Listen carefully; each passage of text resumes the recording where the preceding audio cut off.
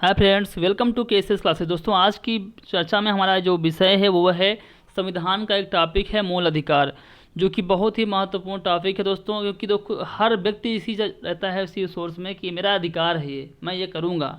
सभी का मूल अधिकार क्या होता है, बहुत ही जरूरी टॉपिक है, बहुत महत्वपूर्ण है। तो इसके जो देखिए अनुच्छेद 12 से 35 तक इसकी बात होती है, यानी लगभग 23 अनुच्छेद इसमें होते हैं। और 23 अनुच्छेद के बारे में हम क्वेश्चन एक साथ में डिटेल नहीं दे पा सकते, इसलिए पहले हमने सोचा पहले आप कुछ बता दें, जो कि देखिए जिसको जो नए हैं उनको जानकारी मिल जाएगी, जो पुराने हैं उनको उनका रिवीजन हो जाएगा। ठीक, तो इसीलिए मैंने सोचा पहले मैं चर्चा कर लूँ कुछ उसके बारे में, हर अनुच्छेद के बारे में, और कल मैं आपको प्रैक्टिस सेट करवाऊँगा। ठीक है, प्रैक्टिस सेट में लगभग 50 से 60 क्वेश्चन होंगे जो अब तक आए हैं। लगभग क्वेश्चन तो लगभग 150-200 क्वेश्चन मेरे पास हैं, लेकिन उसमें मैंने कटौती किया हुआ है और उन्हीं क्वेश्चन को मैंने 50 में शामिल कर दिया है।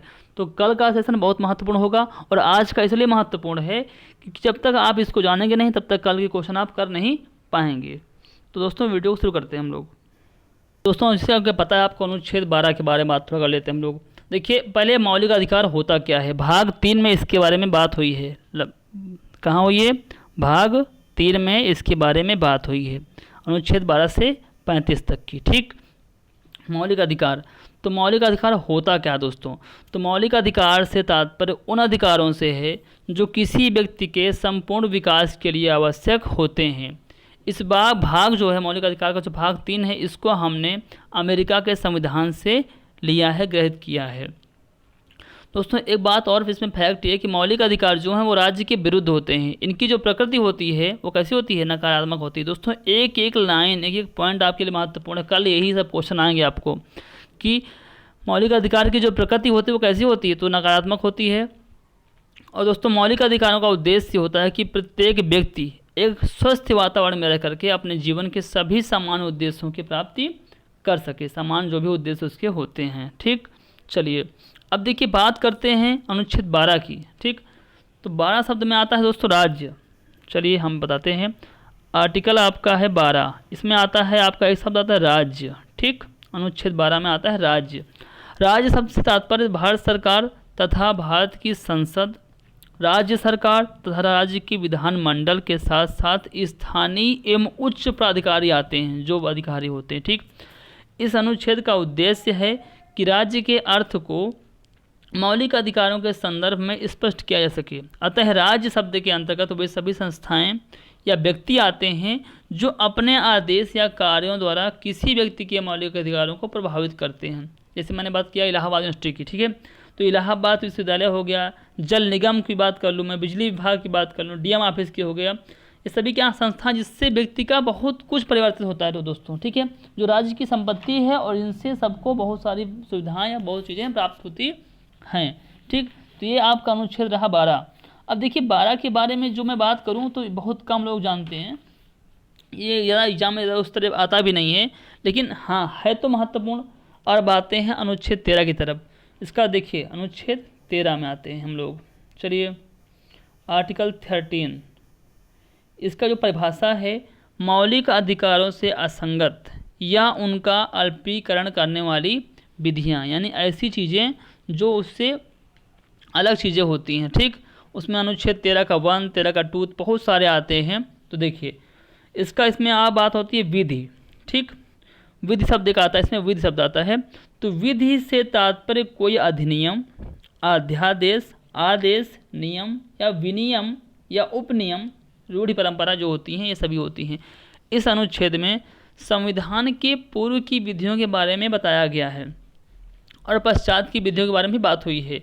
कहा गया है संविधान के पूर्व की विधियां मौलिक अधिकारों को जिस मात्रा तक प्रभावित करती हैं, तो ऐसी स्थिति में संविधान पूर्व की विधि को पूरा असंवैधानिक न करके बल्कि उतने भाग को प्रभावित करेगी जो मतलब काटेगा, जो प्रभावित करेगा उस समय। ठीक, बाकी शेष विधियां सभी लागू रहेंगी। संविधान के पश्चात की विधियों के बारे में कहा गया है। अब संविधान बना कब था? 1947 के बाद के बारे में बताया गया है कि ऐसी विधियां जो मौलिक अधिकारों को छीनती हैं उनको बिल्कुल पूर्ण रूप से शून्य कर दिया जाएगा, यानी समाप्त कर दिया जाएगा। ये बात हुई थी। ठीक दोस्तों, अब देखिए बात कुछ ऐसे होती है कि मान लीजिए सपोज दैट कोई भी मामला ले लीजिए इसमें कई सारे, इसमें एक मामला था दोस्तों शंकरी प्रसाद का था। किसका था? इसमें एक मामला आया था दोस्तों आपका शंकरी प्रसाद का मामला आया था। तो उसमें बताया गया था, देखिए दोस्तों क्या था कि इस मामले में सर्वोच्च न्यायालय ने माना कि अनुच्छेद 368 के अधीन संसद द्वारा जो भी अमेंडमेंट होता है, मतलब कि संशोधन होता है, अनुच्छेद 13 के 2 में प्रयुक्त विधि शब्द की परिभाषा में शामिल नहीं हो गया। लेकिन सज्जन सिंह के मामले में, जो राजस्थान का मामला था 1965 का, इसमें निर्णय को स्वीकार कर लिया गया था। ये सब बातें थी दोस्तों, ठीक। और इसमें एक बात और भी होती है। अब बात करते हैं दोस्तों हम अनुच्छेद 14 की। अनुच्छेद आपका जो है वो आपका आर्टिकल है 14, ठीक। आर्टिकल 14 में क्या बताया गया है, देखिए, विधि के समक्ष समता। विधि के समक्ष समता यानी देखिए, किसी व्यक्ति को विधि के समक्ष समता और विधियों के समान संरक्षण से वंचित नहीं किया जाएगा। अनुच्छेद 14 को 2 भागों में बांटा गया है। एक है विधि के समक्ष समता और एक है विधियों का समान संरक्षण, ठीक। विधि के समक्ष समता जो है वो सिद्धांत तो ब्रिटिश परंपरा से लिया गया है, ठीक।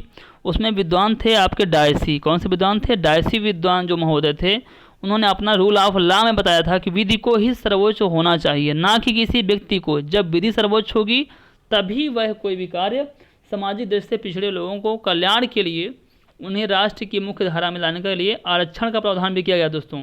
पहले सिर्फ क्या था, एससी और एसटी समुदाय के लिए आरक्षण की व्यवस्था थी, किंतु बाद में प्रधानमंत्री बीपी सिंह के प्रयासों से एक मंडल आयोग जो हुआ, उसकी सिफारिश को लागू करते हुए पिछड़ा वर्ग जो था उसको लगभग 27% आरक्षण की बात हुई थी या प्रदान किया गया था।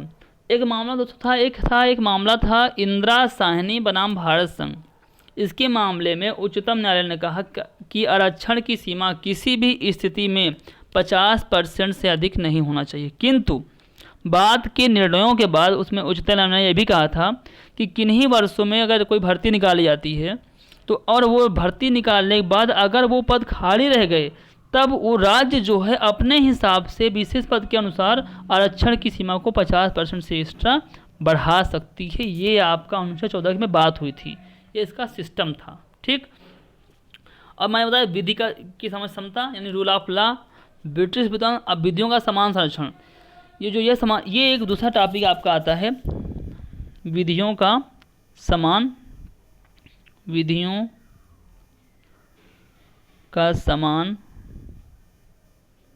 संरक्षण, ठीक। इसमें बात यह होती है कि देखिए, इसमें यह है कि यह शब्दावली जो है वो अमेरिका के संविधान से ली गई है, ठीक, जो कि अरस्तु द्वारा प्रतिपादित हुआ था। इसको कहते हैं वितरणात्मक न्याय, ठीक। इसका तात्पर्य यह है कि राज्य एक समान परिस्थिति में रहने वाले लोगों के लिए एक समान कानून की बात करेगा, ठीक है, बनाएगा। लेकिन इसमें एक अपवाद भी है, अनुच्छेद 361 जो इसका अपवाद है, राष्ट्रपति एवं राज्यपाल को उसके कार्यकाल के दौरान गिरफ्तार नहीं किया जा सकता। उन्हें यह विशेषाधिकार प्राप्त हुआ है जो कि ये समानता के अधिकार का एक उल्लंघन नहीं माना जाएगा, क्योंकि उनकी जो पद होती है वो गरिमा अलग होती है। बाकी अनुच्छेद 14 का जो प्रयोग है वो सभी के लिए समान बताया गया है दोस्तों। ये रहा आपका सिस्टम। अब देखिए अगला अनुच्छेद आता है तो आपका अनुच्छेद जो 15 है, आर्टिकल जो 15 है, तो उसमें आपका परिभाषा क्या है, धर्म, मूल वंश, जाति, लिंग, जन्मस्थान के आधार पर विभेद का प्रतिषेध। मतलब कोई भी व्यक्ति किसी धर्म के व्यक्ति से, किसी मूल वंश के अनुसार किसी से कोई भेदभाव नहीं करेगा। इसका हमने एक बनाया है दोस्तों, धमु जा लिंज, ठीक, धर्म, मूल वंश, जाति, लिंग और जन्म स्थान, ठीक, इसके अनुसार कोई भी किसी से भेदभाव नहीं करेगा, ठीक। ये है इसका उद्देश्य, ठीक दोस्तों। अब देखिए 15 के बारे में थोड़ा बात करते हैं हम लोग। अरे यार, ठीक, अनुच्छेद 15 का खंड 1 कहता है किसी नागरिक के साथ धर्म, मूल वंश, जाति, लिंग, जन्म स्थान के अनुसार कोई भी भेदभाव नहीं करेगा, ठीक। अनुच्छेद 15 का खंड 2 कहता है कि कोई भी व्यक्ति किसी भी सार्वजनिक स्थान पर या मनोरंजन के स्थान पर, जैसे होटल हो गया, पार्क हो गया, मंदिर, बस स्टैंड, इनमें से किसी को जाने से कोई रोकेगा नहीं। अब अनुच्छेद 15 का खंड 3 क्या कहता है, जो ऊपर मैंने बातें कही हैं वो बातें हैं, लेकिन जो स्त्री और बच्चों के लिए विशेष व्यवस्था की भी बात कही गई है, अब अनुच्छेद 15 के खंड 4 की बात करते हैं। 15 के खंड 4 जो कि बहुत महत्वपूर्ण है, कहता है कि उपरोक्त किसी भी के बाद के होते हुए भी शैक्षणिक दृष्टि से पिछड़े हुए नागरिकों के कल्याण के लिए विशेष रूप से अन्य पिछड़ा वर्ग, अनुसूचित जाति तथा अनुसूचित जनजाति मतलब कि SC ST OBC के लिए शैक्षणिक आरक्षण की व्यवस्था की गई थी। मतलब किसी भी सरकारी स्कूल में पढ़ेंगे तो इनको आरक्षण प्राप्त होगा। अब देखिए, अब बात करते हैं अनुच्छेद 15 के खंड 5 की, जो कि बहुत महत्वपूर्ण है। हमारा 93वां संविधान संशोधन 2005 का है, इसके द्वारा इसको जोड़ा गया था। इसमें यह बताया गया था कि किसी OBC SC ST के लिए जो निजी स्कूल भी होंगे उनमें भी आपकी आरक्षण की व्यवस्था होगी। पहले क्या था, गवर्नमेंट में था, लेकिन फिर निजी में भी इसको जोड़ दिया गया था। ये एक महत्वपूर्ण आपका पॉइंट है। फिर देखिए, अब आते हैं नेक्स्ट टॉपिक पे, जो है आपका अनुच्छेद आपका 16। ठीक, 16 में आप बताया गया लोक नियोजन में अवसर की समता। इसका मतलब क्या होता है, देखिए यह अनुच्छेद प्रावधान करता है या कहता है किसी नागरिक को देश की सेवाओं में धर्म, मूलवंश, जाति, लिंग, जन्म स्थान, उद्भव तथा निवास के आधार पर उनके साथ किसी प्रकार का भेदभाव नहीं किया जाएगा। ये भी कहा गया है कि यदि राज्य कोई निवास संबंधी बाध्यता लगाना चाहता है तो वह लगा सकता है। यह अनुच्छेद सरकारी नौकरियों में सभी नागरिकों को समान अधिकार प्रदान करता है। अब कैसे, मैं आपको तो बताता हूँ डिटेल में। दोस्तों, सामाजिक दृष्टि से पिछड़े हुए लोगों के कल्याण के लिए तथा उन्हें राष्ट्र की मुख्य धारा में लाने के लिए आरक्षण का प्रावधान किया गया था। पहले सिर्फ SC ST समुदाय के लिए आरक्षण की व्यवस्था थी, लेकिन BP सिंह ने क्या किया था, उसमें ये सब चीज़ें जोड़ दिया था। मैंने बताया ना अभी आपको, आरक्षण की व्यवस्था को ऐड कर दिया था, तो ये सभी चीज़ें उसमें आ गई थी कि उसमें से आपको पहले 27% आरक्षण था, फिर एक मामला आया इंदिरा साहनी के मामले में, उन्होंने कहा 50% से आगे बढ़ेगा नहीं, लेकिन जब आपकी वैकेंसी खाली जाएगी तो आप बढ़ा सकते हैं। तो ये आपकी आई थी इसमें बात। अब हम बात करेंगे अनुच्छेद 17 की, अस्पृश्यता का अंत।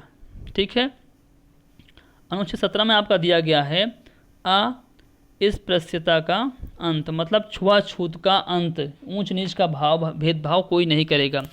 यह अनुच्छेद यह बात आता है कि कोई व्यक्ति किसी को भी किसी तरह से छूत या भेदभाव के अनुसार दंडित या प्रतिबाधित कोई भी नहीं करेगा। ठीक, संविधान में पूर्व में बहुत सारी तरह की विषमताएं थी। पहले जो बहुत पहले पूर्वज थे, वहाँ पर छूत छात की व्यवस्था थी, भाई छुओगे नहीं, SC हो तो नहीं छुओगे नहीं, सब गलत बातें थी हमारे हिसाब से।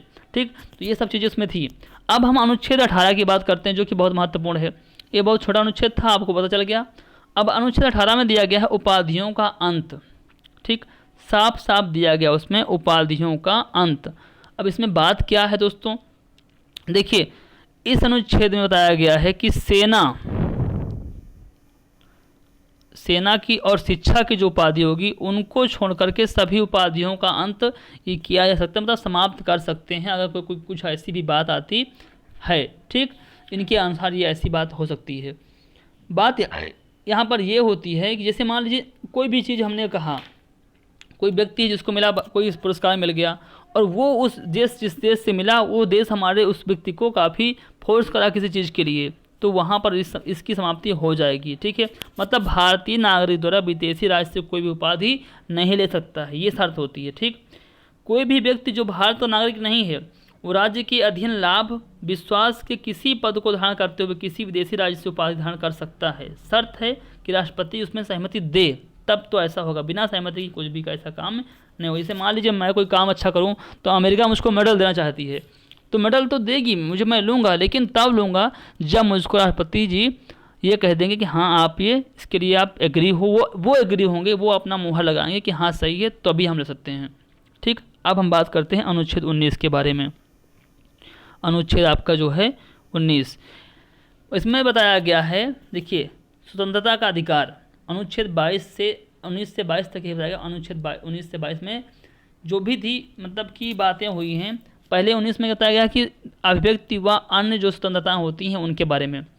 तो यह अनुच्छेद हमें विभिन्न प्रकार की स्वतंत्रता बताता है। जैसे देखिए इसमें बताया गया है कोई भी व्यक्ति संगठन बनाने की स्वतंत्रता रखता है, बिना हथियार के सभा कर सकता है, संपूर्ण भारत में बिना कहीं रोक टोक के घूम सकता है, जा सकता है। ठीक है, निवास कर सकता है, बसने की मतलब कहीं बस सकता है, कोई दिक्कत नहीं है। लेकिन इन स्वतंत्रताओं का उद्देश्य ये है कि कोई भी व्यक्ति अपने व्यक्तित्व का निर्माण कर ले, लेकिन कोई किसी को उसमें से हानि ना पहुंचाए। ठीक, देखिए अभिव्यक्ति से मतलब होता है कोई बात अपने, इसे अनुच्छेद 19 का खंड 1 का उपखंड जो ए है उसमें बताया गया अभिव्यक्ति की स्वतंत्रता। ठीक है, मतलब अभिव्यक्ति का होता मतलब क्या है, तो इससे मतलब ये होता है कोई बात लिख करके आप किसी से बताते हैं कि भाई ये हो गया। जैसे मान लीजिए कोई गूंगा आदमी है, वो बोल के आपको बताएगा नहीं, लिखेगा ना। कोई आपको बोल दिया, कोई आपको इशारे से कर दिया, आँख कर दिया, ऐसे कर दिया, चलो चलते हैं, कोई आँख मार दिया, तो ये सभी क्या होते हैं, ये अभिव्यक्ति होती है, आपको बता रहे हैं। ठीक है, इससे किसी ने आपको व्हाट्सएप से कोई मैसेज कर दिया, ये भी अभिव्यक्ति है। ईमेल कर दिया, ठीक है, रेडियो पे कोई बात बोल दी, सभी क्या है, ये अभिव्यक्तियाँ होती हैं। अब हम बातें करते हैं प्रेस की स्वतंत्रता। अनुच्छेद 19 का खंड जो का ए है उसमें बताया गया है कि इसके बारे में जो भी बातें होती हैं। ठीक है, तो देखिए इसमें क्या हुआ था, इसमें कुछ एक निर्भरताएँ थी 8 प्रकार की।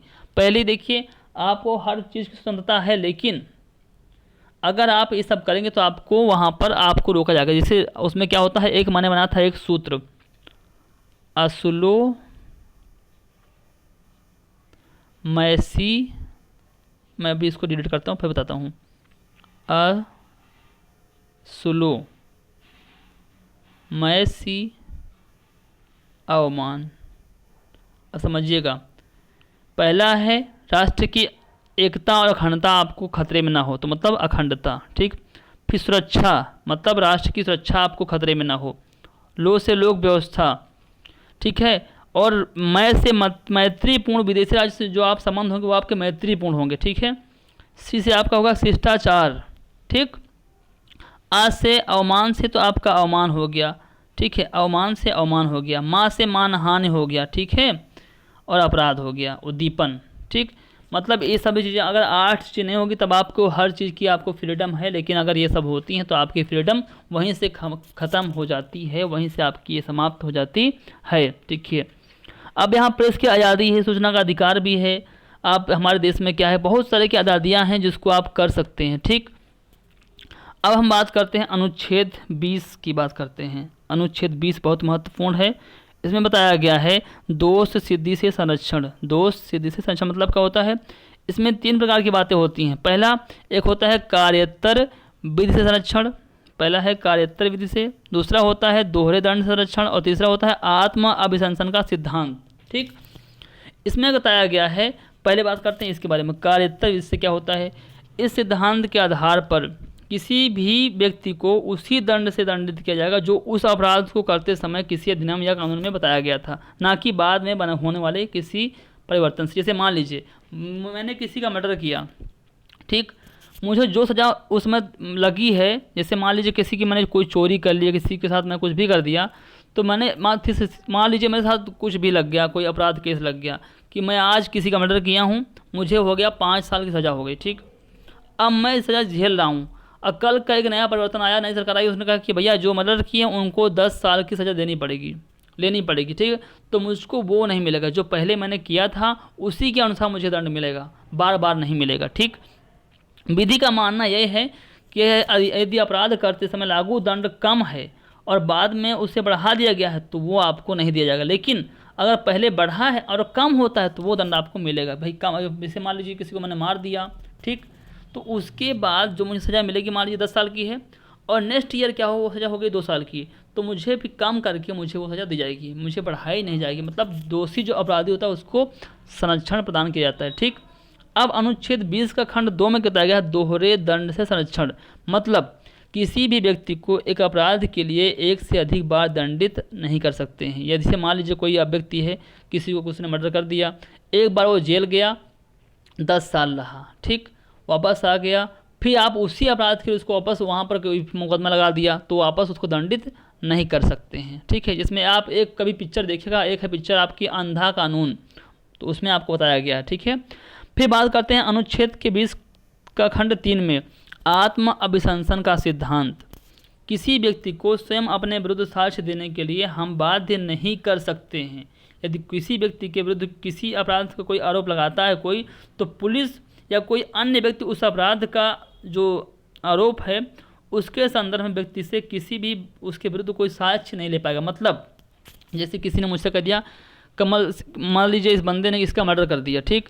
अब मैंने मर्डर नहीं किया है, लेकिन मुझे किसी ने आरोप दे दिया, तो पुलिस मुझसे बाध्य करेगी, बताओ बताओ, तो बाध्य नहीं कर सकती, ऐसा नहीं है।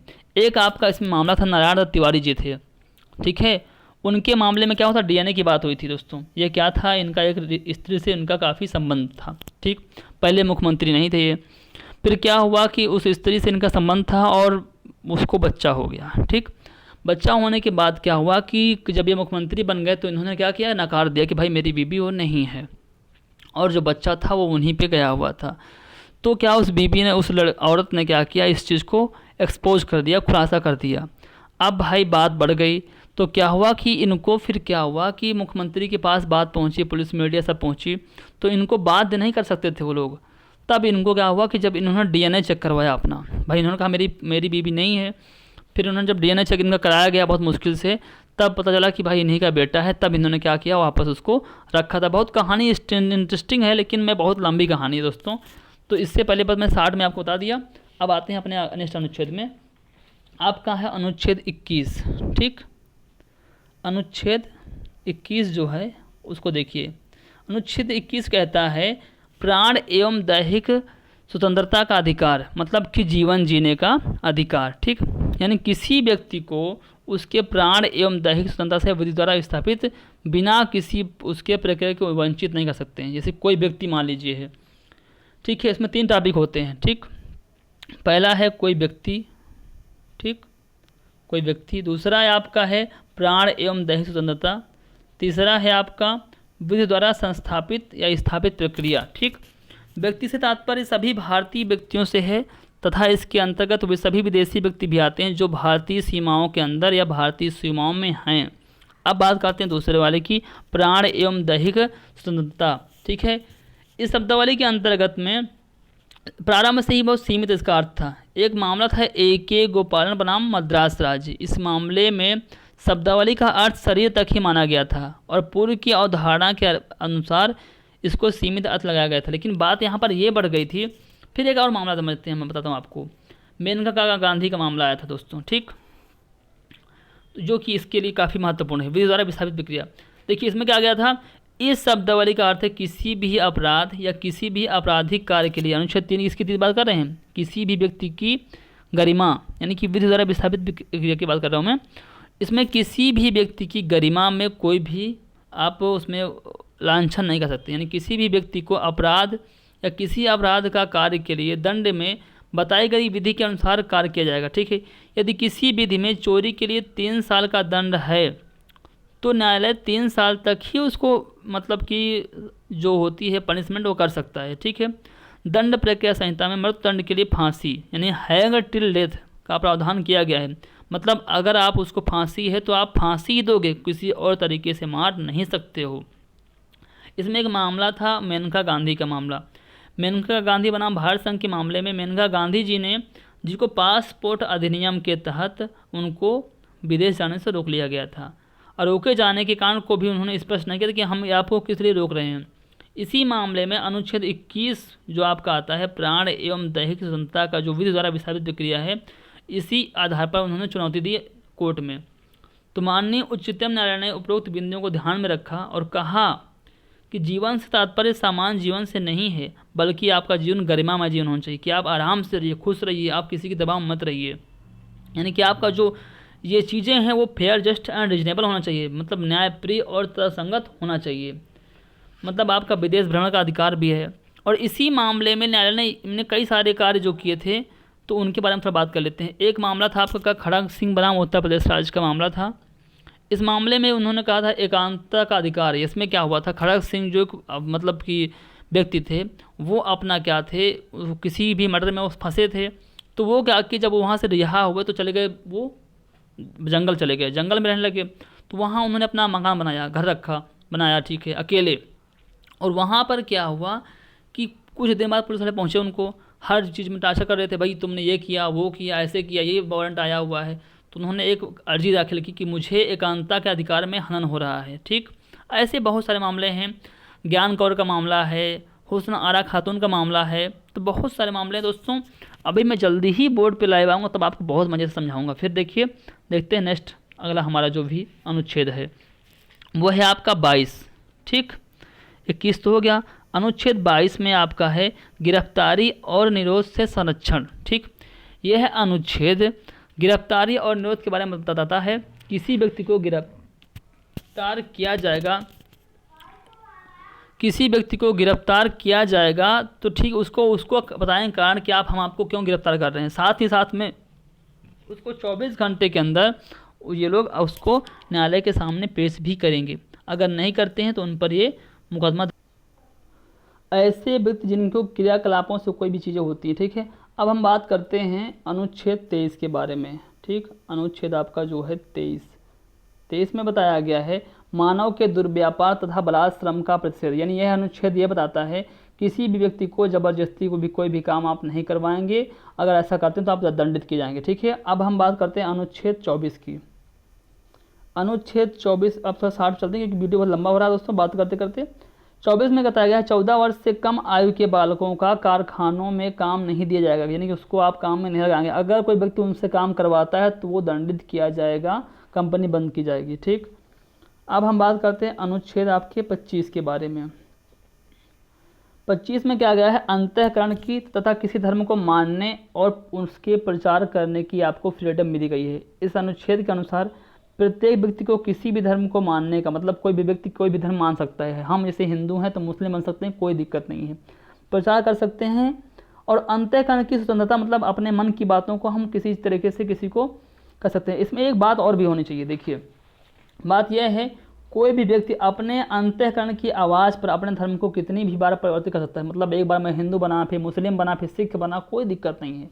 लेकिन एक मामला था सरला मुदगल बनाम भारत संघ के मामले में उच्चतम न्यायालय ने यह कहा कोई भी व्यक्ति धर्म परिवर्तन कर सकता है, किंतु उसका यह धर्म परिवर्तन उसकी अंतरात्मा की आवाज़ या किसी धर्म में आस्था या विश्वास पर होना चाहिए, ना कि किसी उद्देश्य की प्राप्ति के लिए। जैसे मान लीजिए अनुच्छेद 25 में बात ये से, मान लीजिए कोई लड़की है, वो मुस्लिम है, बहुत पैसे वाली है। ठीक, मुझे लगा कि यार इससे शादी करते हैं, हम भी पैसे वाले हो जाएंगे। तो यहाँ मैंने आस्था नहीं थी मेरी, ना मेरा कोई धर्म की बात थी, मैंने उससे लालच में किया। ये अपराध दोस्तों है। ठीक, फिर देखिए, अब देखिए एक इसमें आपका आपतन आता है कंघी और कटार रखना जो है सिख का धर्म का आवश्यक अंग है, इसको आप रोक सकते नहीं हैं। चलिए अब हम आते हैं अनुच्छेद आपका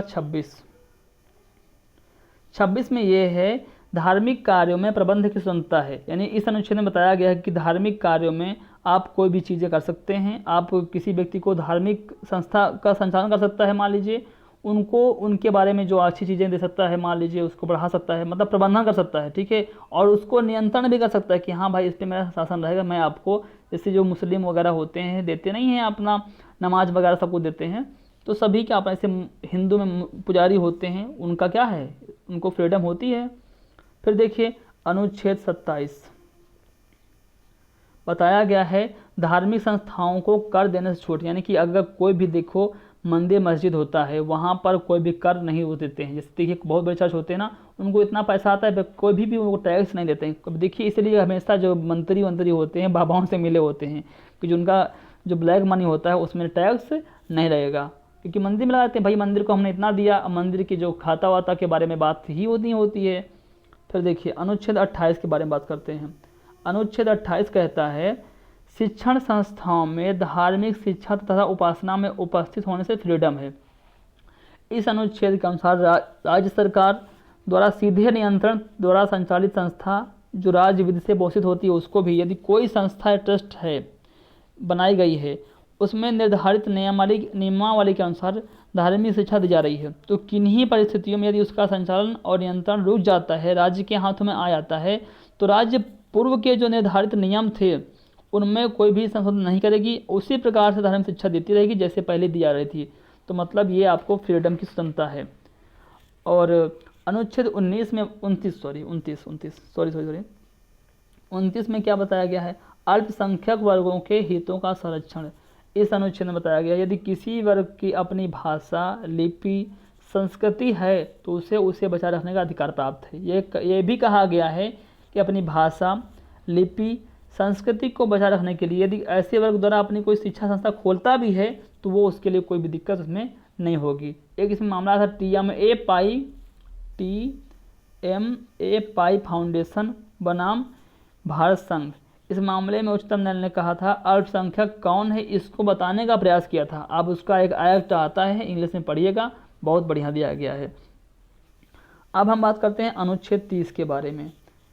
अल्पसंख्यक वर्गों द्वारा शिक्षण संस्थाओं की स्थापना करना तथा उनकी प्रशासन का अधिकार भी दिया गया है। यानी कोई भी व्यक्ति जो है अल्पसंख्यक है वो अपने यहाँ कोई भी, यही अनुच्छेद 30 थोड़ा सा लोगों को खटक रहा है कि भाई देखिए मस्जिद में क्या होता है, ये लोग शिक्षा देते हैं भाई हम मुस्लिम हैं तो सब पढ़ाएंगे बच्चों को, लेकिन हिंदू जो धर्म में होता है वो कोई आपको नहीं बताता कि भैया तुम आप ये आपका जनेऊ धारण करिए, ये करिए, वो करिए। ये शिक्षाएँ यहाँ पर हिंदुओं में नहीं होता है। इसे थोड़ा सा अभी चर्चा में था BA सब्जेक्ट जो था, अनुच्छेद 30 बहुत ही अभी पॉपुलर था इस समय।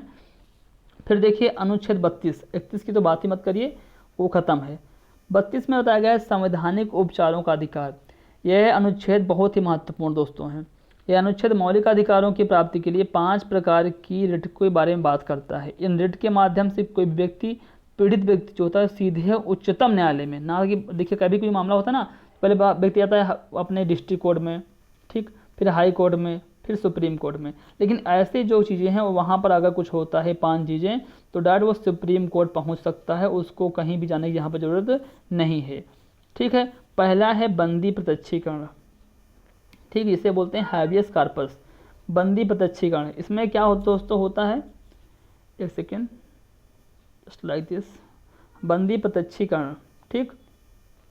इसमें क्या होता है, न्यायालय के समक्ष जो व्यक्ति को होता है उसको प्रस्तुत करना होता है। दूसरा आपका इसी में मान लीजिए, थोड़ा सा इसी मान लीजिए कोई व्यक्ति जेल में है, ठीक, और उसको किसी को शक हो रहा कि इस व्यक्ति को किसी ने कुछ कर दिया है, तो उसको अधिकार है कि जो व्यक्ति अगर दायर करता है न्यायालय में, रिट दायर करता है याचिका कि भाई इसको सामने लाइए। एक मामला था दोस्तों कानून सान्याल बनाम DM दार्जिलिंग का जो DM था, इस मामले में उच्चतम न्यायालय ने कहा था यदि किसी व्यक्ति या वरिष्ठ अधिकारी द्वारा न्यायालय में लिखित रूप से दे दिया जाए कि भाई ये बंदी जो है मेरे कब्जे में है, तो उसको अवैध करने की कोई भी दिक्कत नहीं है, मतलब प्रत्यक्ष आप नहीं कर सकते हैं कि हाँ भाई है या नहीं। ऐसे क्या हुआ था, कभी कभी देखिए जैसे मान लीजिए बड़े बड़े गुंडे होते हैं, अगर उनको लोग डायरेक्ट कोर्ट में ले जाएंगे तो रास्ते में बम धमाका हो जाएगा, मार देंगे, तो इसलिए उनको प्रत्यक्ष रूप से दिखाते नहीं हैं, ठीक है, प्रत्यक्ष नहीं करते हैं, बोल देते हैं हाँ हमारे कब्जे में है। 2 नंबर पर दिया गया आपका परमादेश, मतलब मैंडेमस, परमादेश। इसमें क्या होता है, परमादेश से तात्पर्य होता है हम आदेश देते हैं, we are order to you. जब कोई अधिकारी ऑफिसर अपने कर्तव्य का पालन नहीं करता है तो उसके बारे में कोई देरी करता टालता है या किसी पीड़ित को व्यक्ति को वो मतलब कि उसका जो न्याय नहीं देता है, किसी को मतलब कि अपना काम कायदे से नहीं करता है। मैं मान लीजिए मैं दरोगा हो गया और मैं अपना काम नहीं कर सकता, तो मुझको बड़ा अधिकारी बोलेगा कि हमको, वो तुरंत हमको दिखा दे कि तुम क्या कर रहे हो, क्या कारण है ये आपका, अपने कर्तव्य का पालन करो, ठीक है। तीसरा आपका आता है प्रतिषेध, मतलब कि रोकना, प्रोहिबिशन, ठीक है। प्रोहिबिशन जो होता है यानी अधिकार पेक्षा से तात्पर्य यह होता है, इसमें आपका मतलब कि पेशे से मतलब ये होता है, यह रिट जो होता है न्यायिक कार्यवाही तथा अर्ध न्यायिक कार्यवाही में लागू होती है। कौन कौन सी, न्यायिक कार्यवाही तथा अर्ध न्यायिक कार्यवाही। जब कोई न्यायालय 2 बातों का ध्यान नहीं देता जो, तो इस रिट के आदेश के द्वारा कि वरिष्ठ न्यायालय अधीनस्थ न्यायालय में, मान लीजिए कोई भी न्यायालय है, ठीक है, वो कोई आपका फैसला मान लीजिए डिस्ट्रिक्ट में है आप, ठीक, कोई फैसला आ गया और वो फैसला आपको सही नहीं लगा तो आप पहुंचेंगे हाई कोर्ट। हाई कोर्ट उन्हें देखा कि न्यायालय में जो जज ने कुछ ठीक ठाक नहीं काम किया, तो वो न्यायालय क्या करेगा, उसको वहीं पर रोक देगा, भाई अभी तुम रुक जाओ, ठीक। फिर आपके बाद आता है आपका उत्प्रेषण, मतलब कि रद्द करना, सर्सियोरी। तो अब क्या करेगा, उसमें क्या होगा, वही मामला जो वहाँ तक रुक गया था उसको अपने आप बुला लिया, ठीक। अब इसमें लास्ट वाले में होता है सर्सियोरी में क्या होता है, हमें रोकना मतलब होता है कि अगर रद्द करना होता है, मतलब अगर कोई मामला आपका चल रहा है डिस्ट्रिक्ट कोर्ट में, अब आपको फांसी सज़ा हो गई, ठीक, तो आप हाई कोर्ट जाएंगे, हाई कोर्ट ने सुनाया फैसला आप फांसी हो गई तो आप सुप्रीम कोर्ट जाएंगे, सुप्रीम कोर्ट ने जो भी आपको दिया फैसला उसमें आप क्या होगा, मान लीजिए उनको लगा कि हाँ भाई कुछ इसके संशोधन हो सकते हैं, तो वो क्या करेंगे, पूरे मामले को रद्द कर देंगे। जैसे मान लीजिए किसी नेता ने आपको सोच लगा दिया तो पूरे मामले को रद्द कर देंगे और आपको अलग से फिर पूरे एक तरफ से स्टार्टिंग में जांच करेंगे। यही होता है आपका सर्सियोरी, मतलब कि रद्द करना, ठीक। तो प्रतिशोध मतलब होता है रोकना और सर्सियोरी मतलब होता है रद्द करना, ये आपका रहा। अब 34-35 जो है आपके हैं, 33, 34, 35 वो इतने महत्वपूर्ण नहीं है जो आपको मैं डिटेल में समझाऊँ। तो ये रहा आज का आपका वीडियो। तो ये मुझे लगता है, आशा है कि आप सबको पसंद आया होगा दोस्तों। और कल मैं इसके बारे में सारे क्वेश्चन कराऊंगा, बहुत बढ़िया बढ़िया क्वेश्चन रहेंगे। तो जय हिंद, जय भारत।